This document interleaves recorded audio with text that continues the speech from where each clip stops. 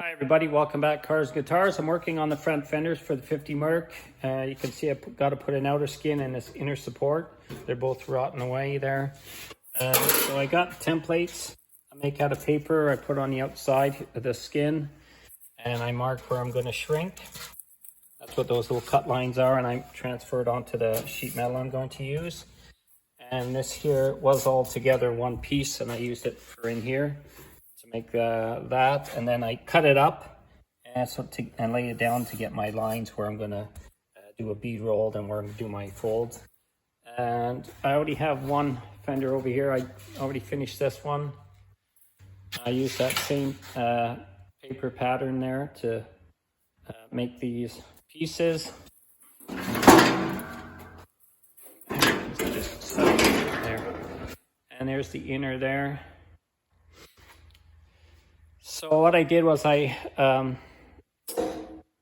made that template from the outer skin, and then obviously I made this one from the other piece, and then I took this inner piece out and put this new piece in with the old skin on the outside first, just to make sure I had the same contour.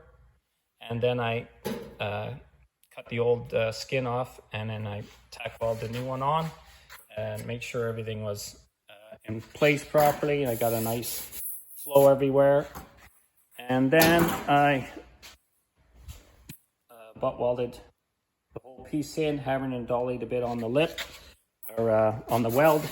I just do my tack welds. I hammer and grind it top down and hammer and dolly it to get any shrinking out of there from the heat. And then I weld it straight through, as you can see. And I just grind the top down, make sure there's no pinholes or anything, and then I'm going to epoxy prime both sides of this, and this fender will be done. Just some hammer and dollying on a few dents and stuff that got to be knocked out, but that's about it. This fender here needs a bit more work. It's rotten up here because of this inner support. Anyways, that's an easy fix. So I'm going to start this one now, but like I said, I cut this out first, and I put that in to keep the contour of the original fender there, so you don't lose that. That's key to making it fit back on the car without test fitting on and off all the time. You can make some templates too of the contour of the outside, but doing it that way is good enough for it to fit in place. And that's about it. As long as you get your shape really good, it has to fit on the rest of the fender perfectly. Once you got that fitting perfectly on there, there shouldn't be any trouble when you're welding it up. It should always stay nice and smooth and flat, as long as you don't get too much heat in there. See, it got a nice flow to it there.